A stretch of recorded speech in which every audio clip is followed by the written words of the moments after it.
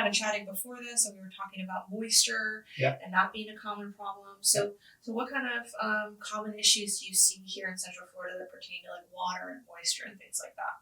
Yeah, well, good stuff. So water and moisture can cause all kinds of problems. So we're going to start on the outside of the house. We're looking at the roof, the siding, roof flashing, anywhere that water can get inside. There's water coming from the outside in. There's water inside the house. And is it breaking out of its system, plumbing, that kind of thing. So things that we're looking for and problems that we find, first we try to start with the big ticket stuff. So the roof, again, flashing siding. It is. It's expensive to redo one, and they don't last as long down here as they might in other parts of the country. So how long should people anticipate they would last? a shingle tab, well, and now we kind of move into what the insurance industry says. So there's, your roof might go, they'll say, oh, those are 30-year shingles. Yeah, but the insurance industry will tell you, well, after 20 years, you might need to re-roof that product. So, 20 years is kind of the number on a shingle tab roof. Rolled roofing, different kind of houses, don't last that long. Tile or metal roof's going to last longer than that. So depending on the product, how it was installed.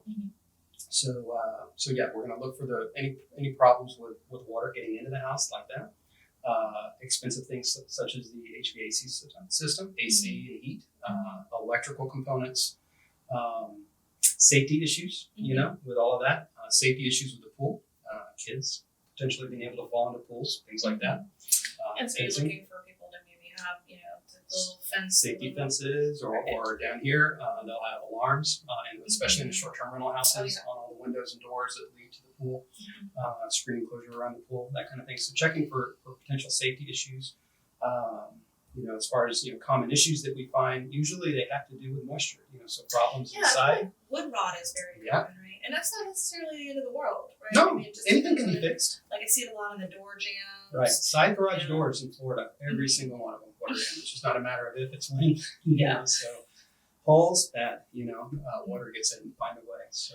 Yeah, I feel like I don't know that we ended up having this house inspected, but there was a property downtown, right in Thornton Park. And I remember I showed it. It was a short sale, and there was literally just a hole in the back wall. And I asked the renter, I was showing it. They're like, "Oh yeah, there's a raccoon. You'd shoot a hole in the wall." I'm like, "Eating raccoons downtown." Holes are bad. Holes are bad in the walls, folks. Don't do that. Yeah. Okay, so just moisture issues. What else do you commonly see?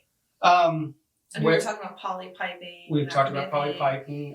We see problems where contractors come in, and somebody, maybe it's been the homeowner, and done a repair or renovation or adjustment or whatever, and it wasn't maybe done right. Maybe not permitted. Not professional people doing professional. And you check for that work. when you see an extension, you see something done, a new roof. You can pull public records and you let the person know, hey, here's your report. I also saw. You might want to ask about this. I didn't see it. We certainly will. Garage enclosures or rear porch additions, things like that. Yeah. And try to make sure that that's all done properly.